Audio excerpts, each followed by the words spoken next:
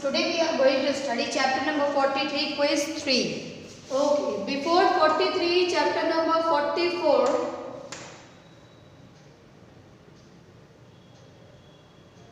Chapter number 41 and 42 and chapter number 41 and 42 are the homework for you. Okay, chapter number 43 we are going to discuss. In which continent the South Pole located? South Pole कहाँ पे locate करता है? Europe, Asia या Antarctica? Antarctica. Yes, very good. Next is, who was the first person to reach the South Pole? सबसे पहले South Pole पे कौन पहुंचा? Yes, Roald Amundsen. Okay, next, the North Pole covered with ice cap is in which continent? Antarctica, frozen Arctic Sea or South American continent? Frozen Arctic Sea. Yes, very good. Large glaciers on the poles move slowly due to earth tremors, weight of ice and gravity, and hole in the earth. Weight of ice and gravity. Yes. Glaciers. Weight of ice and gravity. Yes. Glaciers होते क्या हैं? ये पता है क्या? मैं बता देती हूँ. ग्लेशियर्स जो होती हैं वो क्या होती हैं? उसको हिंदी में बोलते हैं हम लोग हिमनद. क्या बोलते हैं? हिमनद मतलब हिम नदी. इसका मतलब रिवर ऑफ आइस. इसका मतलब होता है रिवर ऑफ आइस, मतलब ऐसी नदी जिसमें बर्फ बहती हो, उसे हम लोग बोलते हैं ग्लेशियर. ये ग्लेशियर्स कहाँ होते हैं बच्चों? ये ज़्यादातर पहाड़ों पर होते हैं. जब पहाड़ों की जो वो होती है, जो कह सकते हो आप लोग सीरीज होती हैं, उन सारी सीरीज के बीच में क्या होता है? हल्का पानी पिघल कर एक जगह पर इकट्ठा होता रहता है. ठीक है, तो उसमें अधिक से अधिक जब बहुत ज़्यादा बर्फ जम जाती है तो उसके नीचे का पानी अपने आप क्या हो जाता है? गल जाता है. और ऊपर की परत कैसी रहती है? जमी हुई होती है, लेकिन नीचे का पानी गला हुआ होता है. उसे ही हम लोग बोलते हैं ग्लेशियर्स. जब धूप पड़ती है उस पर तो वो हल्का फुल्का गीला होने लग जाता है और आइस का वेट जितना बढ़ता है वो उतना ज़्यादा गलने लगता है. इसलिए लिखा है the move due to the weight of ice and gravity. Next है, a land formed after melting of glaciers leaving behind ridges of rocks is called iceberg, kettle hole and moraine. Yes, moraines. इसको ये जान तो कैसा होता है? मैं आप लोगों को दिखा के देती हूँ, मैं आप लोगों को बता देती हूँ. जैसे ये होती है आपके वो जो सीरीज होती है, क्या होता है जब मानो यहाँ से ऐसे ग्लेशियर्स बहकर आते हैं तो वो क्या करते हैं? एक डिज़ाइन क्रिएट करते हैं जिसमें वो छोटे डिज़ाइन इस तरीके से बनाते हैं और एक गोला ऐसे एक जगह स्पेस क्रिएट कर देते हैं. इसी को हम लोग बोलते हैं मोराइन्स. आप लोगों ने अपने ज्योग्राफी की बुक में मोराइन्स के बारे में पढ़ा होगा, पक्का पढ़ा होगा इसे. Yes, ma'am. नेक्स्ट है आपका a land sorry next, which of the following is a type of iceberg found in the Arctic? Pinnacle or castle, flat topped tabular or round? Flat top tabular. Yes. Flat top tabular. It means we are not able to see the depth of the it means the rest part of the iceberg. क्या होता है Arctic सी में? आप लोगों ने Titanic movie देखी होगी जिसमें टाइटैनिक का जो जहाज था वो क्या हो गया था? टम्बल डाउन हो गया था, मतलब पलट गया था. वो किसकी वजह से पलटा गया था? एक बड़े से आइसबर्ग से टकराने से. क्या होता है आइसबर्ग का 9.10 हिस्सा जो रहता है वो बर्फ के ऊपर रहता है. 1.10 हिस्सा जो रहता है वो बर्फ के ऊपर रहता है. बाकी rest of the part is under the sea. तो ये हिस्सा जो हमें दिखाई नहीं देता, इसी से शिप जो होते हैं जब वो टकराते हैं कोलैप्स हो जाते हैं. क्या होते हैं? कोलैप्स हो जाते हैं और इससे कई बार बड़ी दुर्घटनाएं हो जाती हैं. ठीक है, तो इन्हीं दुर्घटनाओं के कारण ज़्यादातर आर्कटिक सी में जब भी होता है तो जीपीएस का यूज़ किया जाता है रात में खासकर चलने के लिए. पहले तो इतना जीपीएस सिस्टम उतना वो नहीं था ना, मतलब कह सकते उतना ज़्यादा टेक्निकलिटी नहीं थी, उतना लोग उसका इनोवेशन नहीं हुआ था. तो आज के ज़माने में तो बहुत सारे जीपीएस बहुत सारी चीज़ें हो गई हैं जिससे पता चल जाता है, लेकिन पहले ऐसा नहीं हो पाता था. ठीक है, नेक्स्ट है आपका The skin of white fur polar bears found in the North Pole is white, black or brown? Obviously white. Yes. Which of the following birds migrates from Arctic to Antarctica and back?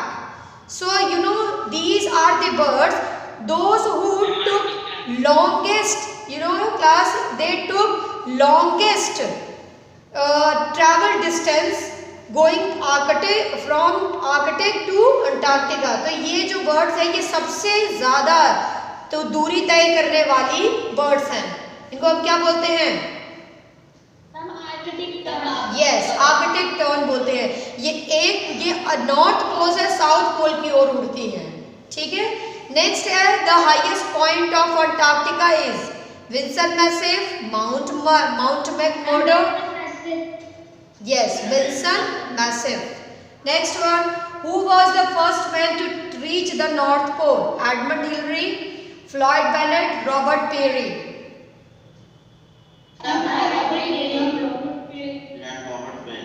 Robert Peary.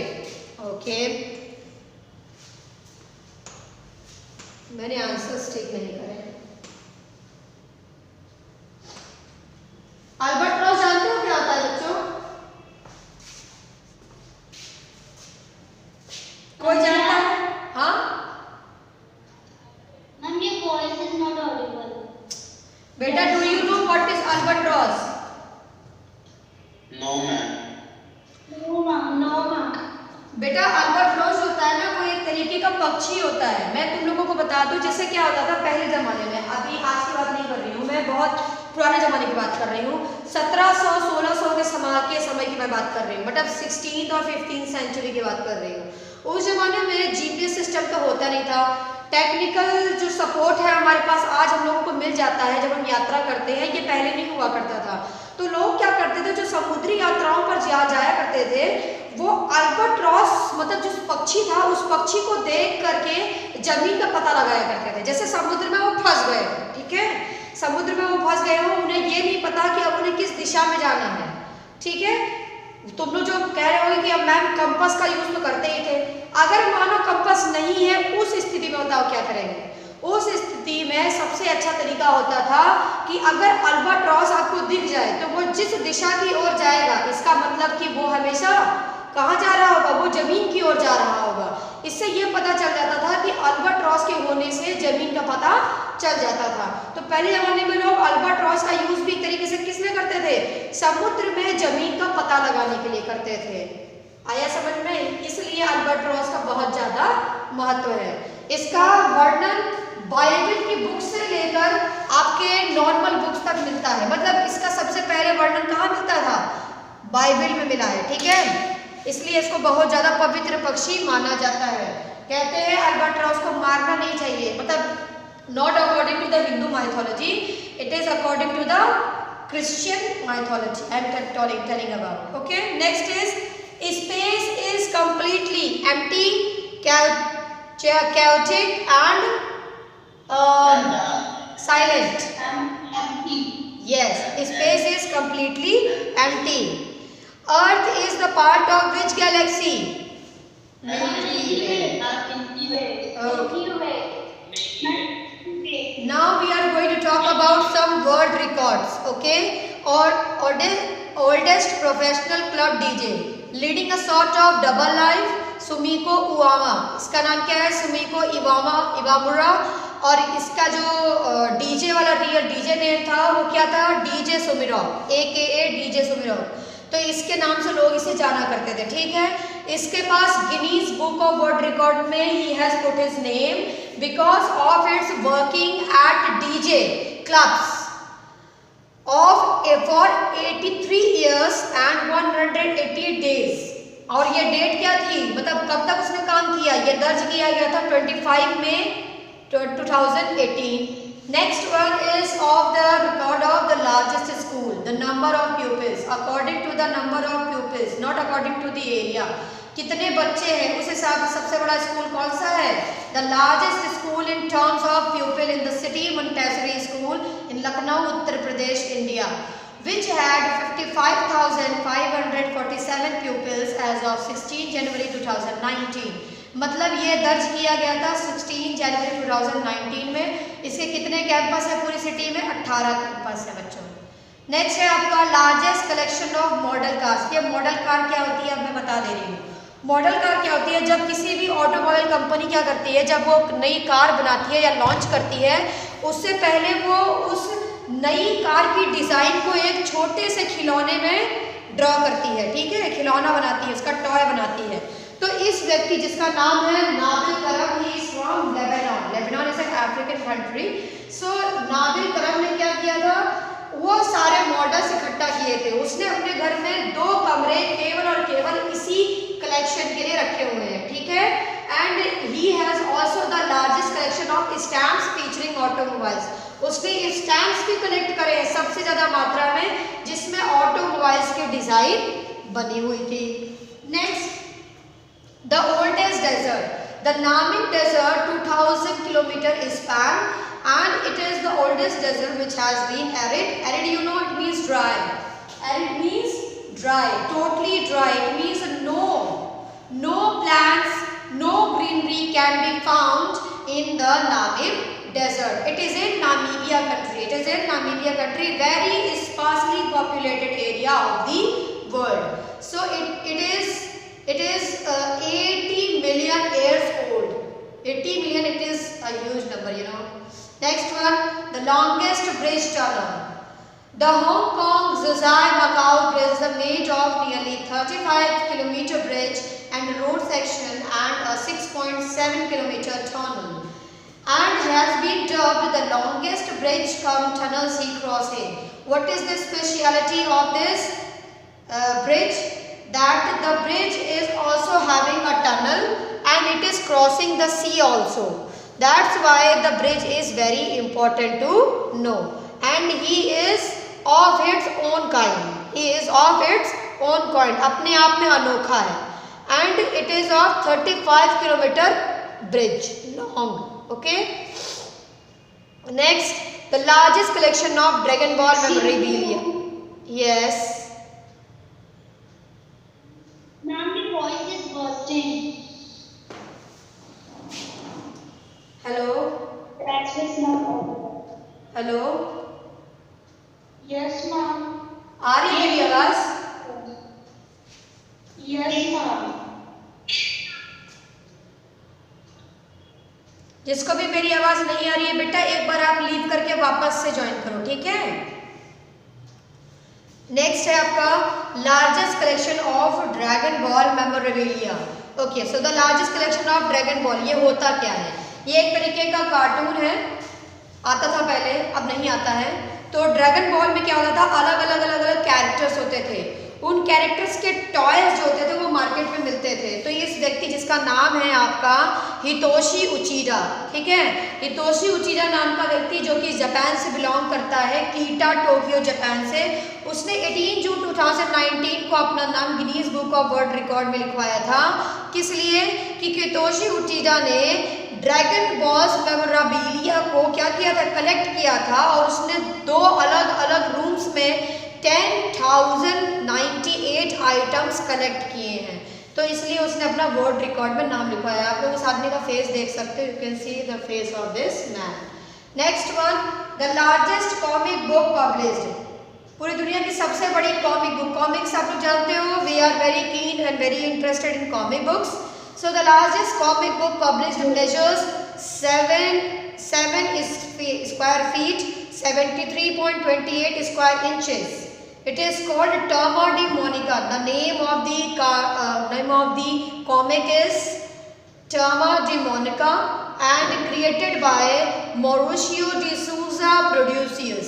It means the production name was Mauricio de Souza Productions and it was published by Panini Brazil, Brazil, verified in Sao Paulo, Brazil on 5th August 2018। मतलब ये record कब बनाया गया था? 5th अगस्त 2018 में बनाया गया था।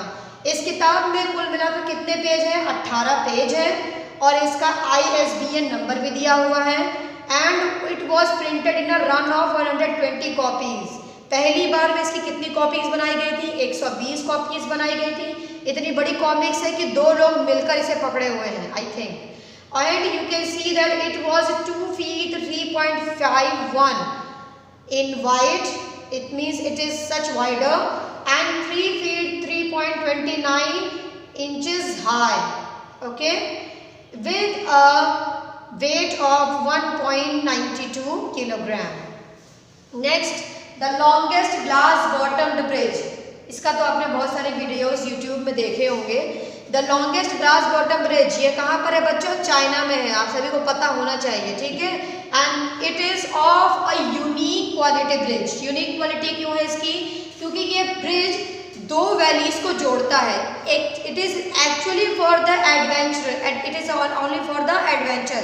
ये जो लोग डेयर करना चाहते हैं, अधिक से अधिक फेयर को फील करना चाहते हैं, वो लोग इस ब्रिज पर जाकर मौज मस्ती करते हैं, ठीक है। तो ये चाइना के हेवाई प्रोविंस में होंगयांगू सैनिक एरिया में पाया जाता है। और इस ब्रिज की खास बात है कि ये पूरा ग्लास से बना हुआ है, मतलब इसका जो फर्श है वो पूरी ग्लास की बनी हुई है।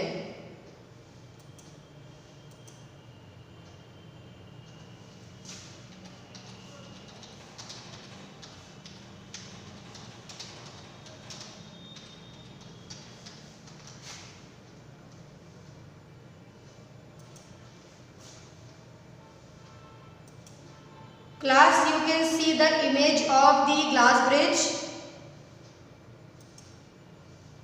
देखो इसकी जो फर्श है वो पूरी किसकी है? ग्लास की बनी हुई है, ठीक है। अब देखो ये कितना पतला ब्रिज है। इस ब्रिज में 2000 लोगों को ले जाने की क्षमता है, मतलब एक बार में अगर 2000 लोग जा सकते हैं। लेकिन फिर भी चाइना सरकार ने सुरक्षा की दृष्टि से केवल 600 लोगों को अलाउ करती है, मतलब एक बार में केवल 600 लोग इसके ऊपर यात्रा कर सकते हैं, ठीक है।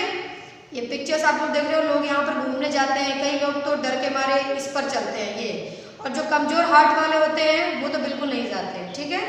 तो this is called the red Cliff valley glass suspension bridge. Yes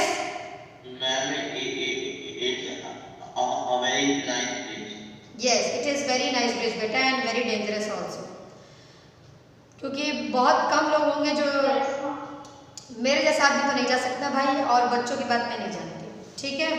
next है आपका, हाँ, yes, but it is very small, it is very small.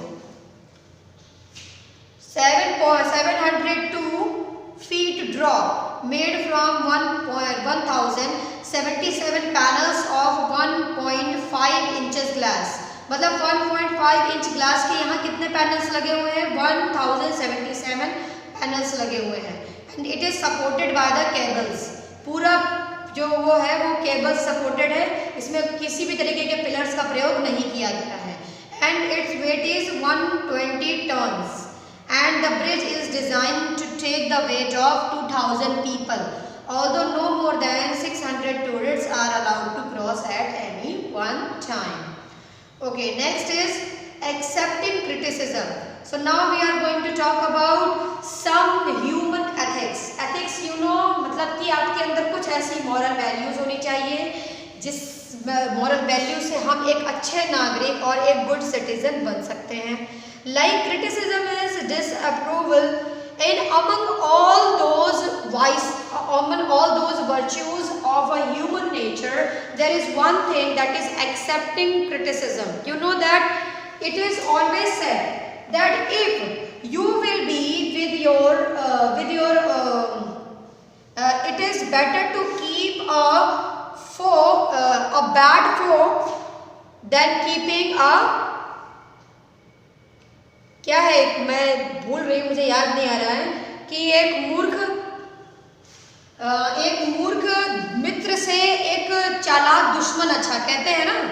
कि इसका मतलब क्या होता है? जो दोस्त आपके फ्लैटरिंग करते रहते हैं, ये बोलते रहते हैं कि आप बहुत अच्छे हो, आप ये बहुत अच्छा कर सकते हो, वो बहुत अच्छा कर सकते हो, आपको ये बहुत अच्छा करना आता है, जो इस तरीके की बातें बोलते हैं, जनरली वो क्या करते हैं, वो आपको कभी भी आगे बढ़ने के लिए प्रेरित नहीं करते। क्यों नहीं करते? क्योंकि वो आपको बेस्ट बताते हैं। इसमें क्या होता है, आप कभी भी आगे बढ़ने का प्रयास नहीं करते। अगर आपका मित्र आपसे ये कहे कि यार तुम पढ़ने में सही नहीं हो, तुम्हें और मेहनत करना चाहिए, अगर तुम्हें ऐसा कोई कहने वाला मिले तो तुम बहुत ज़्यादा मेहनत करोगे। इसीलिए कहते हैं कि एक मूर्ख मित्र से एक चालाक दुश्मन बेहतर होता है। तो सबसे पहले, लेकिन उस चालाक दुश्मन से ज़्यादा बेहतर रखने से पहले हमें ये होना चाहिए कि हम दूसरों की गई क्रिटिसिज्म को एक्सेप्ट करें। अगर हम में कुछ कमियां हैं तो हम उसे एक्सेप्ट करें। हम ये ना कहें कि अरे मुझ में तो ये कमियां हैं ही नहीं। अगर कोई आपको आपकी कमियां बताए तो उसे बिल्कुल हार्टेडली एक्सेप्ट करना, तो ये भी अपने आप में क्या है, ह्यूमन नेचर का एक वर्च्यू है, एक गुण है।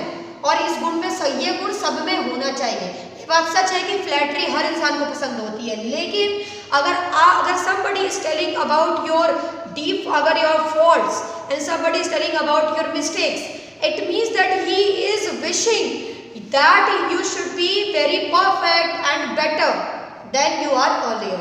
So it is important to learn different copying skills so that we can accept criticism we receive. So many times we take criticism as a personal attack, and sometimes we need to learn to set back from the words and look at the big pictures. तो ये जो आप लोग देख सकते हो, जो Bill Gates ने जो लिखा हुआ है, ये सब जो कोट्स हैं, ये क्या करती हैं, आपको क्रिटिसिज्म को एक्सेप्ट करने की पावर देती हैं। तो जो हम लोग मोटिवेशनल वीडियोस देखते हैं, तो वो क्यों देखते हैं? ताकि हमारे अंदर जो बुराइयां हैं वो हम चार लोगों के सामने बता तो नहीं सकते, लेकिन हम कहीं ना कहीं अपनी बुराइयों का सुधार स्वयं ही कर सकते हैं, है ना।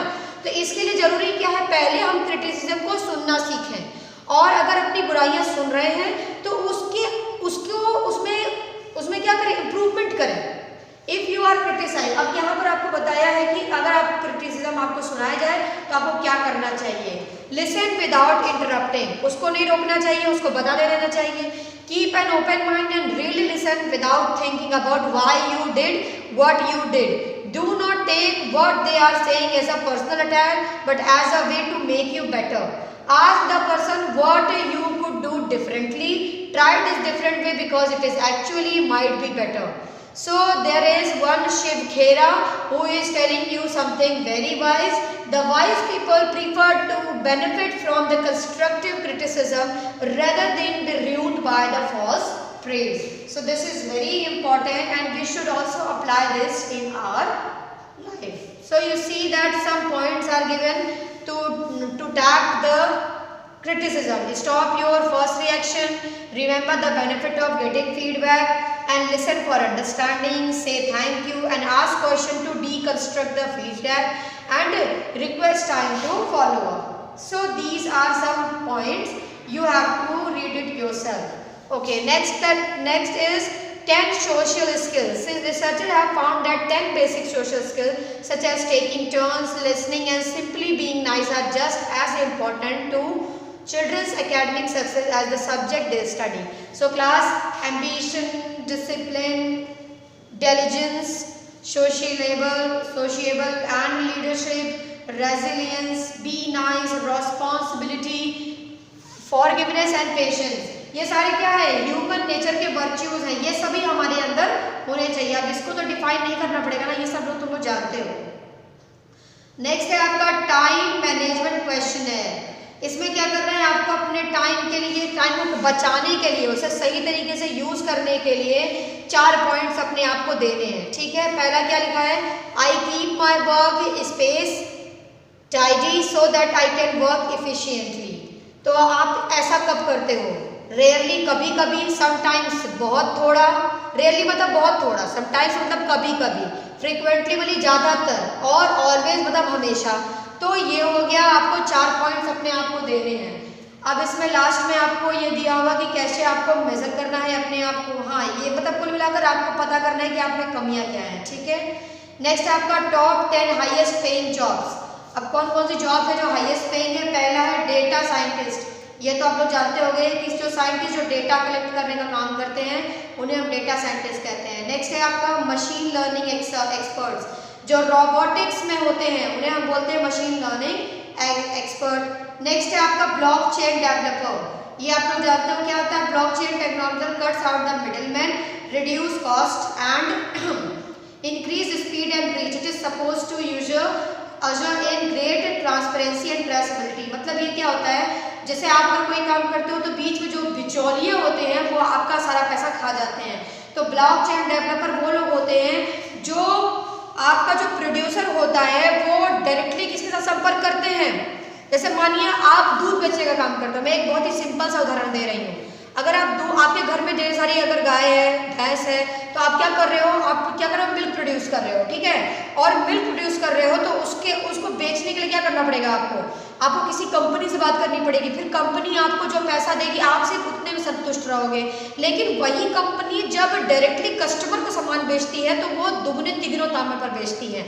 तो वो क्या करती है, दुगना तिगुना दाम क्या कर रही है, कमा रही है, एक्स्ट्रा पैसा कमा रही है। तो जो ब्लॉकचेन डेवलपर होते हैं वो क्या करते हैं, एक तरीके से उन लोगों के बीच का जो एक खाई है, जो डॉट है, उसको समाप्त कर देते हैं।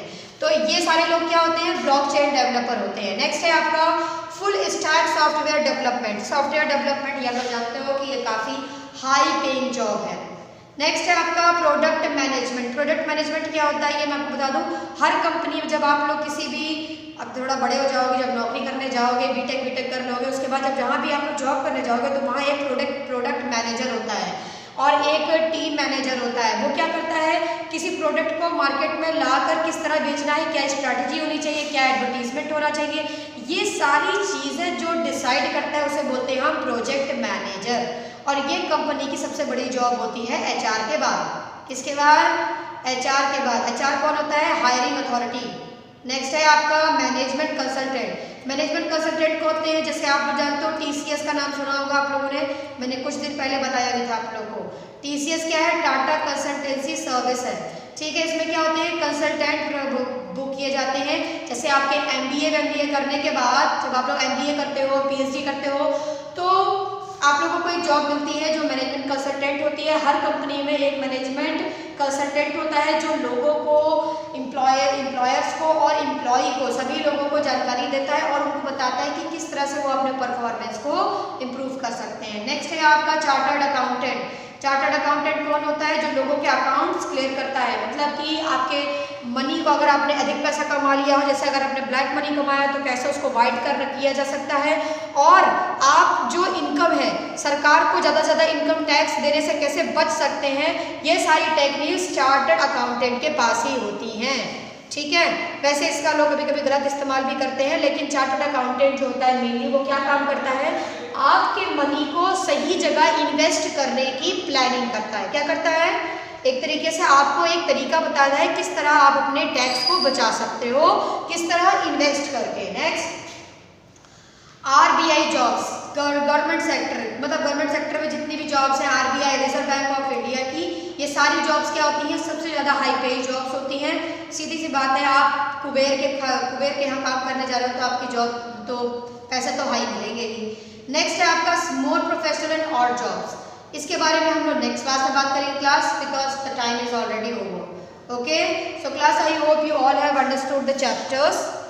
In the next session we will complete the current affairs, reasoning and the rest of 2 chapters. Okay, thank you everyone.